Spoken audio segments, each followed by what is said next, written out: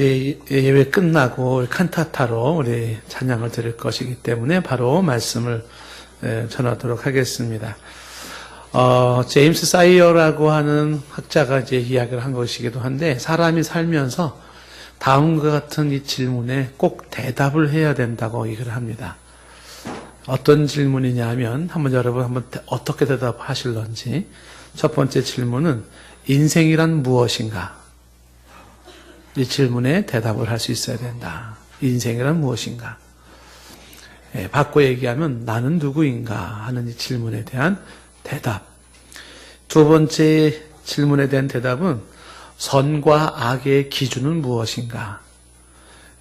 선의 기준은 뭐고 악의 기준은 뭔가? 하는 질문에 대답을 해야 된다는 것이죠.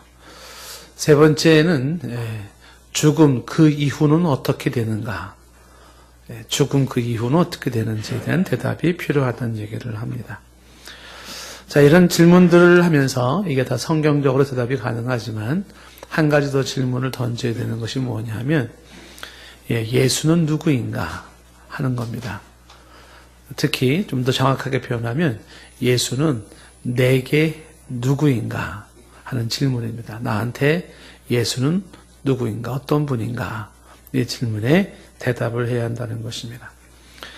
오늘 이 사이어가 질문을 던지고 있었던 것 중에 마지막 부분이 예수님은 내게 누구인가 하는 질문을 성탄절을 맞이해서 함께 좀 생각을 좀 하려고 합니다. 오늘 말씀 13절 말씀에 예수님이 직접 물으셨습니다. 13절에 보시면은 후반절에 보시면 사람들이 인자를 누구라 하느냐 이렇게 묻습니다.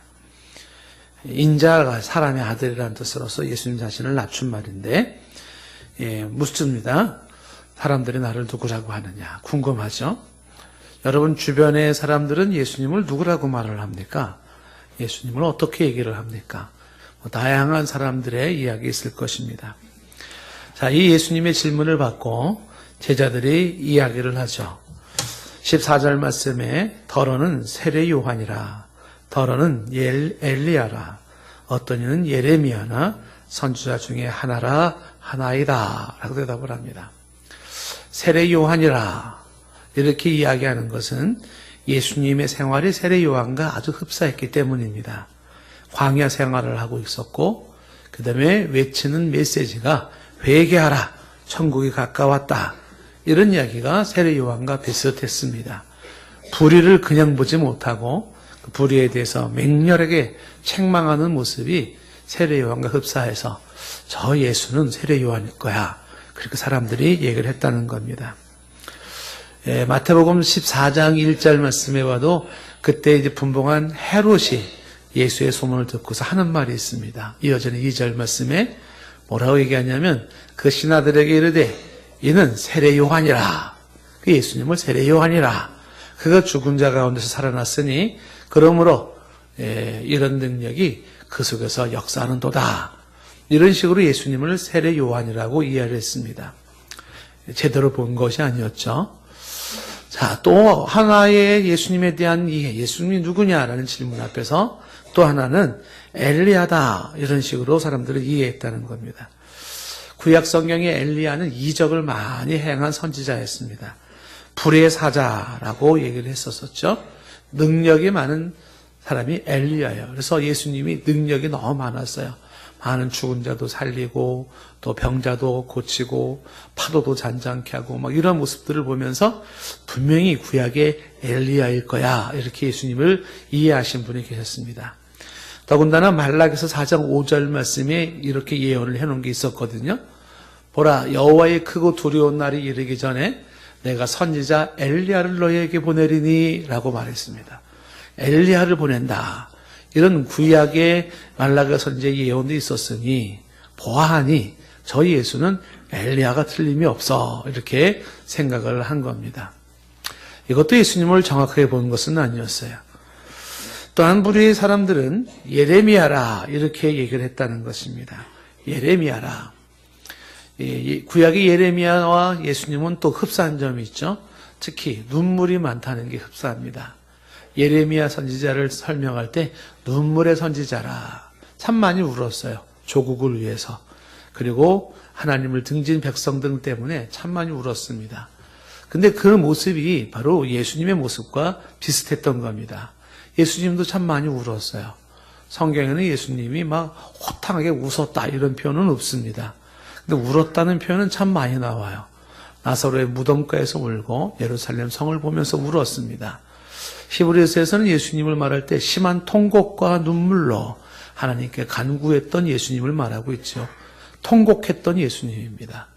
그러니 그 울고 있는 예수님의 모습이, 그것도 자기를 위해 우는 게 아니라 백성들을 위해서, 조국을 위해서 울고 있는 모습이 너무 비슷하니까 아, 저 예수님은 바로 구약의 그 예레미야일 거야. 그렇게 사람들은 이해했다는 겁니다. 그것도 예수님을 제대로 이해한 것은 아니었죠. 또한 부류의 사람들은 예수님을 선지자 중에 하나라 이렇게 생각을 했다는 겁니다. 보통 사람은 아닌 것 같고, 그런데 가만히 보니까 선지자가 틀림이 없어 이렇게 이해를 한 겁니다. 이슬람이라는 종교가 바로 이 예수님을 선지자로 이해를 하고 있죠. 여러 선지자 중에 한 사람으로 예수를 이해를 하고 있는 겁니다. 요한복음 16장 14절 말씀에도 보시면 예수께서 행하셨던 모든 표적을 보고 사람들은 이렇게 말하죠. 참으로 세상에 오실 그 선지자라. 그 예수님을 선지자라 이해를 했습니다. 예수님을 선지자로 이해하는 것은 예수님에 대한 부분적인 이해예요. 온전한 이해는 아닙니다. 자, 이런 식으로 예수님에 대한 이야기가 장황했습니다. 지금 얘기한 예수님에 대한 이야기들, 즉 예수님을 세례 요한이니 엘리야니 예레미야니 선지자니 하는 건 좋게 평하는 것들이었죠. 근데 이거 외에도 성경에 보면은 예수님을 누구라고 보는가 할 때 안 좋게 평한 것도 많이 있어요. 먹기를 탐하는 자, 포도주를 즐기는 자, 세리와 죄인의 친구들, 이런 식으로 예수님에 대한 그런 안 좋게 생각하는 사람들도 많이 있었습니다. 오늘날은 어떨까요? 오늘날도 예수님이 누구입니까? 라고 할 때 오늘날에도 많은 사람들이 예수님에 대해서 많은 평가를 합니다. 어떤 사람들은 예수님이 세계 4대 성인 중에 한 사람이라 이렇게 이해하시는 분도 계십니다. 공자, 석가, 소크라테스, 예수 이런 식으로 바로 성인 중에 한 사람인 예수로 이해하는 사람이 있습니다. 그런가 하면 어떤 사람은 예수님을 기독교의 창설자로 이해하고 어떤 사람은 예수님은 반로마 정부를 향하여 투쟁했던 혁명가로 이해하기도 합니다. 그런가 하면 예수님을 전적으로 부정하는 사람은 예수님은 비실존 인물로서 예수는 신화적인 가상의 인물이지 실제 인물은 아니다. 이렇게 생각하는 사람들도 있습니다. 혹은 어떤 사람들은 예수님은 훌륭한 윤리의 실천가로 이해를 합니다. 타인을 위해서 죽어주는 희생의 모범이 되신 분으로 그렇게 이해를 하기도 합니다. 어떤 사람은 예수님은 훌륭한 교육가라고, 어떤 사람은 예수님은 훌륭한 경영인이라고, 경영자 예수, 예수님의 리더십 이런 책들이 많이 나와 있죠. 혹은 어떤 사람들은 예수님은 훌륭한 상담가라고 이해를 합니다. 치료자 예수, 위로자 예수, 해결사 예수, 축복자 예수, 수많은 예수님에 대한 이야기들이 주변에 있습니다. 기독교를 반대하는 사람들은 예수님을 박멸의 대상, 타도의 대상으로 이해하기도 합니다. 자, 구약의 신약 성경의 예수님 당시의 사람들이나 지금 우리 주변의 사람들이나 다 예수님에 대해서 이렇다 저렇다 얘기를 하고 있습니다. 그때 예수님께서 이 제자들에게 다시 이렇게 질문을 합니다. 오늘 15절 말씀에 자, 다른 사람 얘기하지 말고 너희는 나를 누구라고 하느냐 이 질문을 합니다. 지금 저와 여러분에게 묻는 거죠. 너는 나를 누구라고 하느냐 묻습니다. Who is Jesus to you? 다른 사람 얘기하지 말고 너 얘기 좀 한번 해봐라. 너는 나를 누구라고 하느냐 이런 질문을 던집니다. 이것은 예수님께서 우리에게 던지는 질문이지만 제임스 사이어가 앞에서 말했던 것처럼 혹은 우리 인생에 꼭 던져야 될 중요한 질문입니다. 예수님은 내게 누구인가? 이 질문의 대답 여하가 내 인생을 완전히 다른 인생으로 바꿔버려요. 인생의 방향성이나 목표나 삶의 질을 전혀 다른 사람으로 바꿔버립니다. 예수님이 누구인가? 이 질문의 대답 여하에 따라서 인생이 달라집니다. 어떤 분들은 이런 질문을 하면 난 그런 거 신경 쓸 겨를도 없고 마음의 여유도 없어. 난 예수님에 대해서 난 관심이 없어. 이렇게 넘어갈지도 모릅니다. 혹은 어떤 사람들은 예수님 그러면 난 그 예수가 너무 싫어. 그런 사람도 있을지 모르겠어요. 엄마 아빠가 예수님에 미쳤었거든. 우리 아들 딸이 예수에 미쳤거든. 내 부인이 예수에 미쳤거든. 난 예수 너무 싫어. 또 이런 사람들도 있을지 모르겠습니다. 자, 그럼에도 불구하고 또 우리에게 계속 주어지는 이 질문은 예수, 그는 누구인가? 우리 마음속에 던져지는 질문입니다. 자, 이 질문에 대해서 16절에 시몬 베드로는 대답을 하죠. 뭐로 대답을 합니까? 한번 다 같이 읽어볼까요? 시작.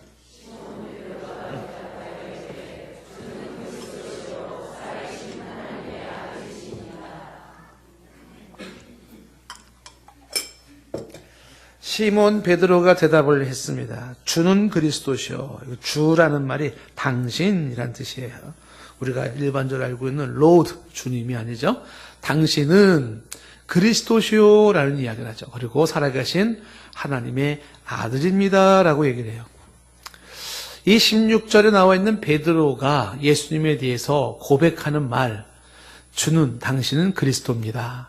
살아계신 하나님의 아들입니다. 라는 이 한마디는 신구약 성경 전체를 가장 확실하게 요약해 놓은 고백이에요. 연구하는 학자들이 탄성을 지릅니다. 어떻게 예수님에 대해서 이렇게 정확하고 그리고 이렇게 훌륭하게 함축적으로 설명할 수 있었는가. 놀라죠. 깜짝 놀랍니다. 이 단순한 한마디의 말 속에 담겨져 있는 예수님이 누구인지에 대한 이야기는 아주 깊은 의미들을 가지고 있습니다. 먼저 그리스도시오라는 이 그리스도라는 단어를 한번 생각해 보면 이 그리스도라는 말이 좀 전에 우리가 얘기했던 예수님은 선생님이나 사상가나 혁명가나 윤리가나 혹은 교육가, 종교가 그런 사람들이 아니라는 거예요. 4대 성인 중에 한 명, 그런 분, 그 정도로 끝날 분이 아니에요. 예수님은 그리스도다. 이게 정답입니다. 예수님은 그리스도다. 이게 정답이에요. 이 그리스도라는 이 말이 히브리어, 다시 말하면 구약의 성경을 이거를 메시아라고 하는 거예요. 메시아. 메시아가 크리스토스라고 하는 헬라 단어가 되고 여기서 영어의 크라이스트 그리고 그리스도 이렇게 나와 있고 한자 표기가 바로 기독교라고 하는 기독이라는 말이 나오는 것입니다. 그래서 이 그리스도라는 말이 바로 구약에서 말하고 있던 메시아. 다시 말하면 예수님, 당신은 메시아입니다. 이렇게 말씀을 하고 있는 겁니다. 그렇다면 이 메시아라는 게 무슨 뜻이냐 할 때 이 메시아라는 말의 뜻이 기름을 붓는다 혹은 기름 부음을 받은 자라는 뜻을 가지고 있습니다.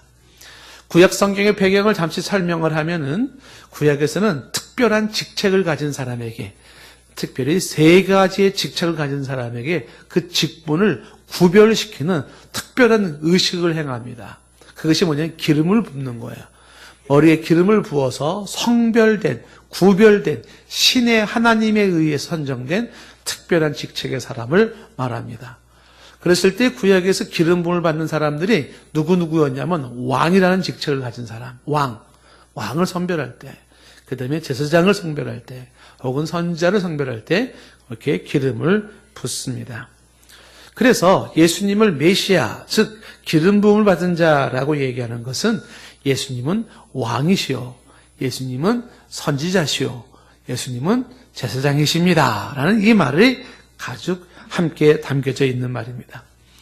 왕이시고 제사장이시고 선지자이신 이 예수님이 바로 구원자가 될 수 있는 자격 조건이기도 하고 바로 이것이 하나님과 우리 사이의 유일한 중보자가 될 수 있음을 말해주는 것입니다. 왕이라는 이야기는 뭡니까? 왕은 통치자인 것입니다. 그래서 다스리시고 그리고 주권을 가지고 권세를 가지고 그리고 통치하시는 분이 왕입니다. 하늘과 땅에 우리 인생, 내 인생에 주권을 가지시고 통치하시고 다스리시는 분이 누구인가? 메시아, 그리스도 예수입니다. 그래서 예수님을 내가 내 인생에서 예수님이 누구냐라고 할 때 예수님이 그리스도입니다라고 고백하는 게 뭐예요? 예수님은 나의 왕이십니다. 나는 예수님의 통치를 받는 백성입니다. 예수님이 나에 대한 주권을 가지고 계시고 예수님은 나의 모든 걸 다스리시는 분입니다. 이런 고백이 담겨져 있는 것입니다. 마태복음 28장 18절 말씀에서도 예수님께서 하신 말씀이 하늘과 땅의 모든 권세를 내게 주셨다. 즉 하늘과 땅의 모든 권세를 가지고 계신 예수님을 말씀하고 있습니다. 빌립보서 2장 10절 말씀에도 말하기를 하늘에 있는 자들과 땅에 있는 자들과 땅 아래에 있는 자들로 모든 무릎을 예수의 이름에 앞에 꿇게 하시고 라고 말씀하고 있죠.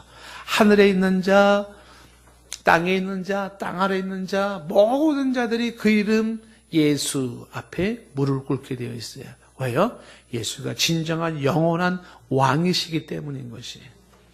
우리가 살고 있는 이 육신의 모습뿐만 아니라 내 영혼과 금생과 내세에 영원히 다스리실 수 있는 왕이 한 분 계신다. 그분이 바로 예수님이라는 것을 말씀하고 있는 것입니다. 이게 바로 그리스도, 즉 메시아라는 말 속에 담겨져 있어요.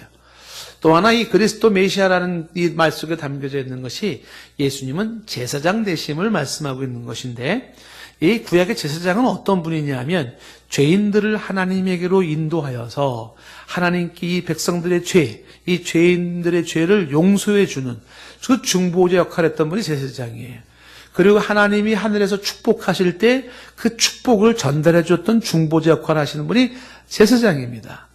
그래서 그 제사장을 통하여서 모든 죄인들은 하나님 옆에 나가서 양이나 소를 잡아 죄사함을 얻었고 하나님이 베푸시는 은혜를 입었습니다. 그래서 죄인과 하나님 사이에서는 누가 필요했냐면 제사장이 필요했던 겁니다.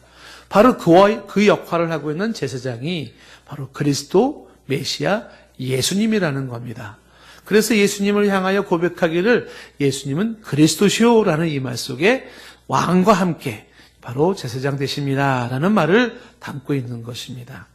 예수님이 제사장이 되셔요. 그래서 나 같은 죄인을, 이 죄인을 하나님 앞에서 대신 간구해 주시고 내 죄를 사할 수 있도록 중보 역할을 해주시고 그리고 나를 향한 하나님의 은혜와 축복을 전달해 주셔서 그것을 그대로 받게 하시는 하나님과 나와의 관계를 회복시켜 주시는 분이 제사장 되시는 분. 그것이 우리에게 영원한 제사장 되시는 바로 예수 그리스도이신 것입니다. 히브리서 3장 1절 말씀에 말하기를 그러므로 함께 하늘의 부르심을 받은 거룩한 형제들아 우리가 믿는 도리의 사도이며 대제사장이신 예수를 깊이 생각하라. 제사장 중에서도 가장 대표가 되는 대제사장 되시는 예수라고 말씀하고 있습니다. 히브리서 4장 14절 말씀에도 분명히 말하기를 그러므로 우리에게는 큰 대제사장이 계시니 승천하시니 곧 하나님의 아들 예수시라. 우리가 믿는 이 도리를 굳게 잡을지어다. 저와 여러분에게 대제사장이 한 분 계시죠? 누굽니까? 예수님이에요. 예수. 자, 또 하나 이 예수님을 그리스도라고 얘기할 때는 바로 그 속에 예수님은 선지자 되십니다라는 말이 담겨져 있습니다. 제사장과 선지자가 좀 비슷한 느낌이 들지만 제사장은 인간을 대표해서 하나님께 그 인간의 모습을 아뢰고 하나님의 용서를 구하는 것이라면 선지자는 하나님을 대신해서 하나님의 말씀을 선포하고 인간에게 하나님의 메시지를 전해주는 자가 선지자인 것입니다. 자, 예수님이 지금도 하나님을 대신하고 하나님의 말씀과 하나님의 뜻과 하나님의 모든 것들을 전달해 주시는 영원한 선지자 되십니다. 그래서 예수님을 그 선지자라는 의미가 담겨 있는 바로 메시아 그리스도라고 말을 하는 것입니다. 신명기 18장 15절 말씀에 내 하나님 여호와께서 너희 가운데 네 형제 중에서 너를 위하여 나와 같은 선지자 하나를 일으키시리니 너희는 그의 말을 들을지어다. 선지자 하나를 세울 것을 말씀하시면서 예수님에 대한 예언을 말하고 있고 좀 전에 보았던 요한복음 6장 14절 말씀에 말한 것처럼 끝에 뭐라 그랬어요? 이는 참으로 세상에 오실 그 선지자라. 그래서 예수님을 선지자라 말씀하고 있는 것입니다. 자, 그러니 베드로가 고백할 때 예수님은 그리스도십니다. 당신은 그리스도십니다. 라고 할 때 그리스도가 당신은 메시아이십니다. 라고 고백하는 겁니다. 예수님에 대한 수많은 사람들의 이야기가 있지만 정답은 뭐냐 하면 정답은 예수는 그리스도셔요. 이게 정답인 것입니다. 다시 말하면 예수님은 메시아로서 왕이 되어 나를 통치하시고 우리를 통치하시고 우리를 다스리시는 분이시고 그는 메시아로서 제사장이 되어 내 모든 죄를 사하고 그리고 하나님의 은혜와 축복을 누리게 하시는 분입니다. 더불어 예수님은 메시아로서 선지자가 되어 하나님의 모든 말씀과 모습과 계시를 우리에게 전달해 주시는 중보자 되십니다. 그래서 이 왕과 선지자와 제사장 되시는 바로 이 메시아 그리스도 예수가 유일하게 인류 역사에 유일하게 하나님과 나 사이에 중보자가 되어주시는 분이에요. 이런 분이 없어요. 공자님도 이런 역할을 하시지 않았고 석가모니도 이런 역할을 하지 않았어요. 소크라테스도 이런 역할을 하지 않았습니다. 바로 이와 같은 영원한 메시아로서 그리스도로서 존속하시는 분은 오직 2000년 전에 저 유대 땅 베들레헴에서 태어났던 예수님밖에 없습니다. 그래서 우리는 예수님을 믿고 붙잡는 거예요. 그 외에 예수님의 훌륭한 선생님으로서 가르치는 사람으로서 치유자로서 회복하고 축복하시고 수많은 이야기는 다 부수적인 얘기인 것에 불과합니다. 가장 중요한 것은 예수님이 그리스도라는 이 사실을 깨닫는 게 중요한 것이에요. 철학자 중에 키에르케고르가 이 사실을 뒤늦게 깨달아가지고 참 많이 방황했던 모든 생활을 정립을 하지 않습니까? 제가 일절에 한번 소개한 바도 있어요. 자, 디모데전서 2장 5절 말씀에 가면은요, 하나님은 한 분이시고 또 하나님과 사람 사이에 중보자도 한 분뿐이에요. 누굽니까? 그 사람이신 그리스도 예수라. 하나님과 나 사이의 중보자는 한 분뿐입니다. 그리스도라 일컬어지는 예수인 것입니다. 자, 예수님께서 지금 인자는 누구라고 하느냐, 사람의 아들을 누구라고 하느냐 그럴 때 베드로가 고백하기를 당신은 그리스도시요 그리고 하나님의 아들이라고 얘기하면서 사람의 아들인 나를 누구라고 하느냐, 예수님이 자기를 낮춰서 했던 표현에 베드로는 또한 그리스도와 함께 하나님의 아들이라는 얘기를 해요. 다시 말하면 예수님께서는 인자, 사람의 아들이면서 하나님의 아들이라는 아주 독특한 호칭을 갖습니다. 이것을 우리가 지난번 수요일 날 우리가 기독론에서 설명을 했습니다만은 어려워요. 보통 이 이야기는 예수님은 완벽한 사람이면서 완벽한 인간됨을 설명하는 거죠. 어려운 역으로 예수님은 인성과 신성을 가지고 있어서 완벽한 사람의 모습과 완벽한 하나님의 모습을 동시에 가지고 있는 모습이, 그것을 예수님이 사람의 아들, 하나님의 아들이라고 표현을 하죠. 이에 대한 설명을 하자면 많은 설명이 필요하고 또 수요일날 제가 설명한 바가 있습니다. 예수님은 완벽한 인간이시면서 완벽한 하나님이십니다 라는 의미를 하나님의 아들이라고 설명을 한 것입니다.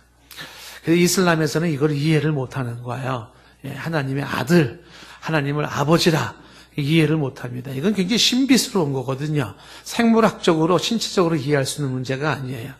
이슬람은 그거를 생물학적으로 이해를 하니까 어떻게 하나님이 아버지가 되느냐, 어떻게 하나님이 부인을 둘 수가 있느냐, 어떻게 하나님이 자식을 낳을 수가 있느냐, 신성모독이다 이런 식으로 얘기하는데 그런 이제 신체적인 생물학적으로 이해할 문제는 아닙니다. 자, 문제는 뭡니까? 지금 예수님이 물었어요. 자, 사람들이 나를 누구라고 하느냐? 예, 어떤 사람들은 세례 요한이라고, 어떤 사람은 엘리야라, 어떤 사람은 예레미야라, 어떤 사람은 선지자의 하나라 많이 얘기를 합니다. 그리고 오늘날도 우리가 볼 때 수많은 사람들이 예수님은 이렇다 저렇다 얘기가 많아요. 예수님이 묻습니다. 다른 사람 얘기하지 말고 너희 얘기 좀 해봐라. 너는 내가 누구라고 하느냐? 그때 베드로가 똑 부러지게 얘기를 했습니다. 뭐라고 얘기했다고요? 주는 그리스도시요 살아계신 하나님의 아들이십니다 그랬어요. 그랬더니 예수님께서 뭐라고 말씀하시냐면 17절에 이렇게 말을 해요. 바요나 시몬아, 내가 복이 있도다. 이를 내게 알게 하니는 혈육이 아니요 하늘에 계신 내 아버지시라 말씀합니다. 누가 복 있는 사람이라고 말합니까? 누가 복이 있어요? 예수는 그리스도요 하나님의 아들이라고 고백하는 사람이 복 있는 사람이라고 말씀하십니다. 이 복이 있다라고 하는 것은 하나님이 인정하시고 하나님의 은혜를 입은 사람인 것을 말씀하고 있습니다. 여기 예배드리는 여러분들은 과연 복이 있는 사람인지 하나님의 은혜를 입은 사람인지 간단하게 이것으로 체크할 수가 있어요. 내게 예수님은 누구인가? 이 질문에 대한 대답으로 알 수가 있습니다. 돈이 얼마나 많습니까? 배운 게 얼마나 많습니까? 어떤 포지션에 있습니까? 이런 거로 복을 논하는 게 아니에요. 진정한 복은 뭐냐면 예수가 당신한테 누굽니까? 이 고백 여하로 당신은 복 있는 사람인지 아니면 복 있는 사람이 아닌지가 결정이 되어지는 겁니다. 은혜를 입은 사람인지 아닌지가 결정이 되어지는 거예요. 복 있는 사람은 누구라고요? 예수가 그리스도라는 사실을, 그 사실을 믿고 입으로 고백하고 시인하는 사람입니다. 그런데 이게 사람이 나 믿고 싶어, 나 그래 난 고백하고 싶어도 이게 뜻대로 잘 안 돼요. 이게 지금 말씀한 것처럼 17절에 뭐라고 말했습니까? 이거를 내게 알게 하니는 혈육이 아니에요. 예수가 그리스도라고 하는 걸 알게 되는 것은 혈육이 아니라는 게 뭐냐면 세상 지식이나 물리적인 것으로 되어있지 않아요. 학교에서 공부 열심히 하는 애들이 예수가 그리스도인 걸 알게 됐어, 이렇게 되어 있지 않습니다. 예? 대학을 졸업하고 막 박사학위를 받았다고 해서 이거 알아지는 거 아니에요. 철학을 심오하게 공부했다고 알아지는 것이 아니에요.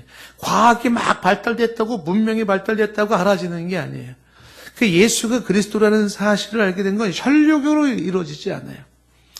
하나님의 내 아버지께서 알게 하셨다. 그것은 하나님께서 그에게 은혜를 주셔서 눈이 열리게 하시고 생각이 열리게 하셔서 아하, 그 예수라는 분이 바로 그 구약에서 구구절절히 예언해 오셨던 바로 메시아 그분이었구나. 그분이 바로 인류에게 내 인생의 유일하신 왕이시고 제사장이시고 선지자이신 나의 중보자, 바로 그분이 예수님이었구나. 이렇게 하나님이 알게 해줄 때 알아줘요. 그러니 이거를 이렇게 알고 고백할 수 있는 자는 복 있는 자인 것입니다.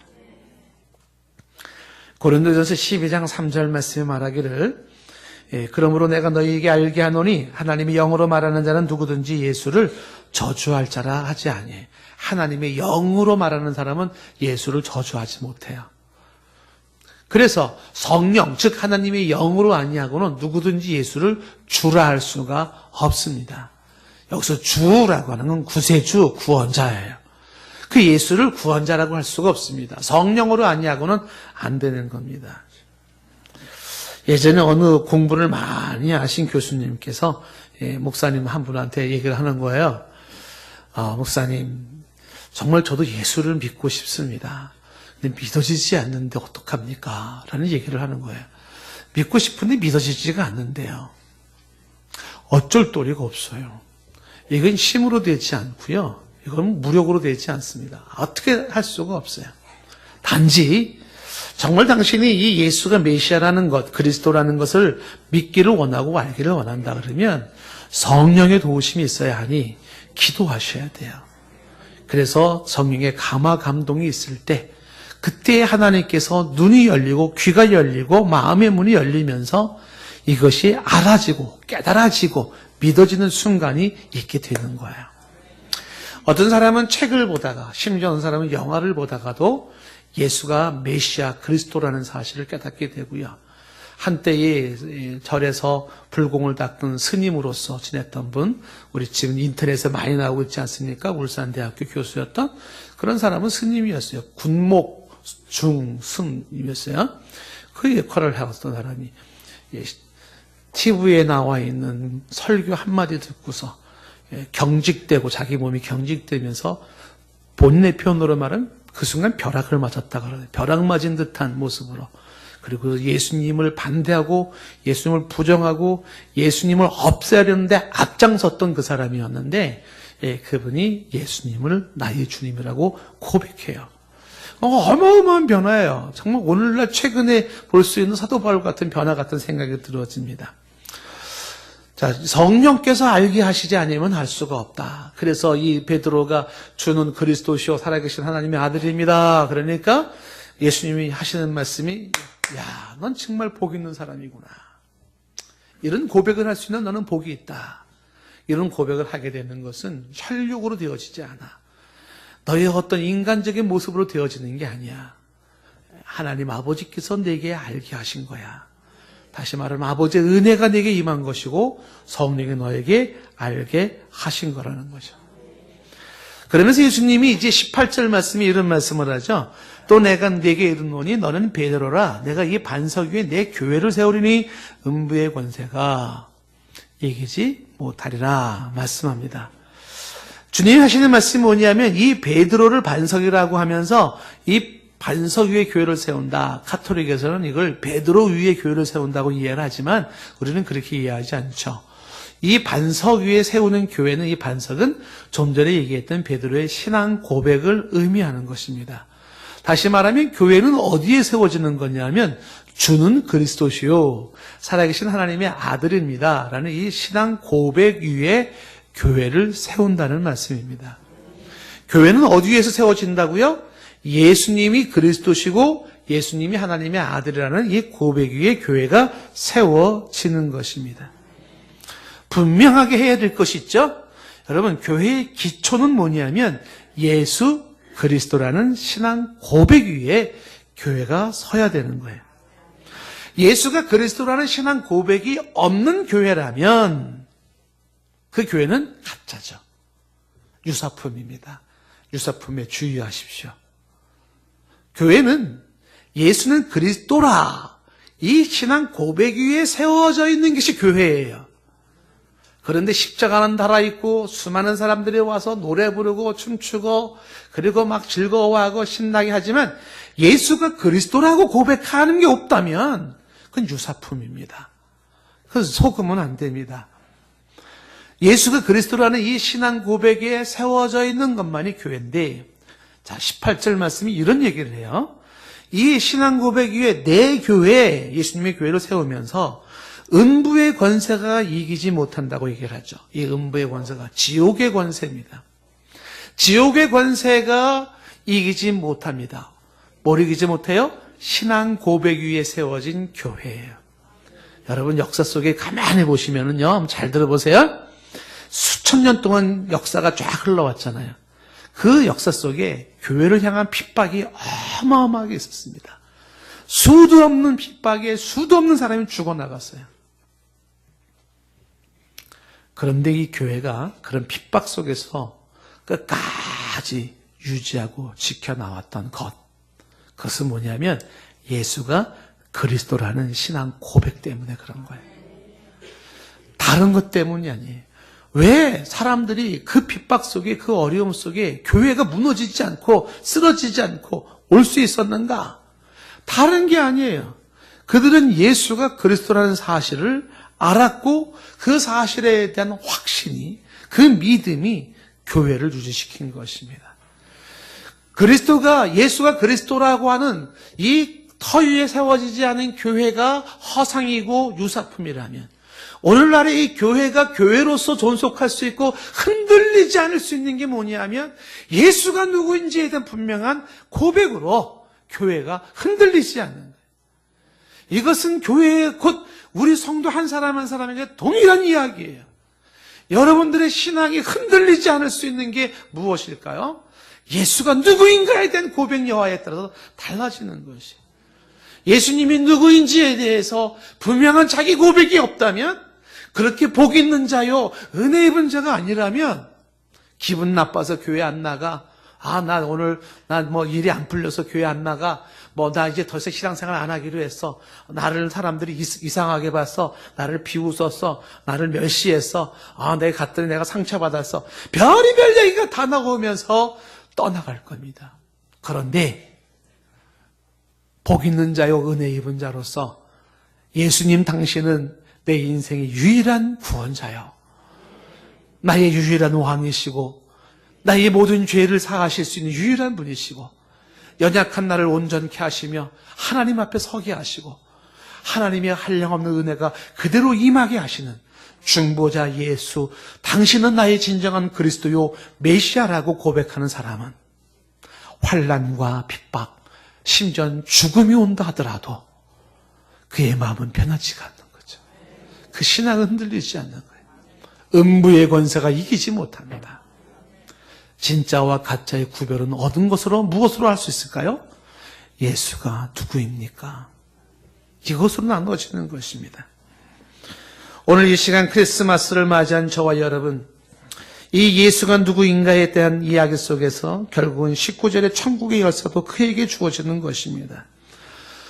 자, 질문 한번 던집니다. 예수님은 누굽니까? 이 시간 주님 앞에서 여러분 대답을 하셔야 돼요. 그리고 성령님의 감화감동하심으로 더 중요한 구체적인 질문은 Who is Jesus to you? 당신에게 예수는 누굽니까? 나한테 물어야 돼. To me, 나에게 누굽니까? 내 마음속에 예수는 그리스도입니다. 나의 그리스도입니다. 하나님의 아들입니다. 이 고백을 할 수 있다면 그는 복 있는 자요. 그는 은혜를 입은 자요. 천국의 열쇠를 가진 자인 것입니다. 크리스마스를 맞이해서 이 고백을 할 수 있다면 그것은 축복이고, 크리스마스를 맞이해서 이 고백을 할 수 없다 그러면 크리스마스를 제대로 보내는 것이 아닙니다. 역사 속에 수많은 사람이 예수가 그리스도인 것을 고백해요. 수많은 사람들이. 어거스틴은 예수가 그리스도인 것을 깨닫고 방탕한 생활을 접었고 철학자요 사상가로 바뀌었습니다. 조니 클리프나 존 후스는 예수는 그리스도라는 사실 앞에 부패한 사회를 바꾼 종교개혁자 선구자가 되었습니다. 윌리엄 틴데일은 예수가 그리스도라는 사실 앞에 최초의 영어 성경을 출간한 사람이었습니다. 블런즈 파스칼은 예수가 그리스도라는 이 사실에 감동하며 그런 한없는 환희의 감동을 지르며 팡세라는 책을 썼습니다. 예수가 그리스도라는 사실을 깨달은 존 버녀는 감옥 안에서도 불의 명작 철로 역정을 썼습니다. 예수가 그리스도라는 이 사실을 깨달은 조나단 에드워즈는 침체했던 미국 사회와 세계를 바꾸는 대각성 부흥운동의 선구자가 되었습니다. 예수가 그리스도라는 사실을 알았던 데이빗 브레이너드는 인디언들과 후대 선교사들의 후보생을 감동시키는 선구자가 되었습니다. 예수가 그리스도인 걸 알았던 니콜라이 고른투비는 덴마크를 만들었고, 예수가 그리스도라는 사실을 알았던 조지 물러는 고아의 아버지가 되었습니다. 예수가 그리스도라는 사실을 알았던 방황했던 한 청년이 기쁨으로 기뻐한다며 외치는 죄렌 키에르 케고르였습니다. 예수 그리스도라는 사실을 깨달았던 데이빗 리빙스톤은 저 남아프리카 공화국서부터 아프리카의 개척자가 되었고, 예수가 그리스도라는 사실을 깨달았던 윌리엄 부스는 장님이 되어서도 주님을 위해서 일하고 싶다며 나섰던 구세군의 창설자가 되었습니다. 예수가 그리스도라는 이 사실을 알았던 존 뉴턴은 흑인들을 잡아서 노예 상인을 했었던 것을 청산하고 그는 그들을 위해서 봉사하는 목사가 되었어요. 어메이징 그레이스를 노래를 만든 사람이기도 합니다. 예수가 그리스도라는 사실을 깨달았던 배우지 못했던 구두 수송군이 바로 노예 해방 아브라함 링컨과 함께 활동하고 YMCA 운동을 함께했던 D.L. 무디입니다. 일본의 우찌무라 간조, 인도의 썬다싱, 중국의 와치만니, 수많은 사람들이 예수는 그리스도라는 사실을 알았고, 톨스토이는 예수가 그리스도라는 사실을 알고 그는 그의 글을 쓰기 시작했습니다. 한국에도 장기려 박사님, 손양아 목사님, 주기철 목사님, 서상윤, 수많은 사람들이 예수를 그리스도라고 고백을 했습니다. 저와 여러분 속에 예수가 그리스도라는 사실이 우리 평생의 고백이 되기를 축복합니다.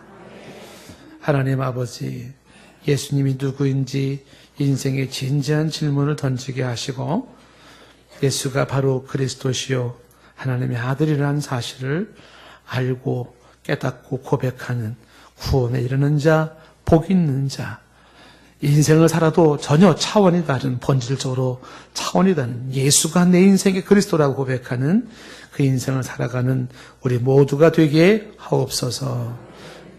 예수님의 이름으로 기도드리옵나이다.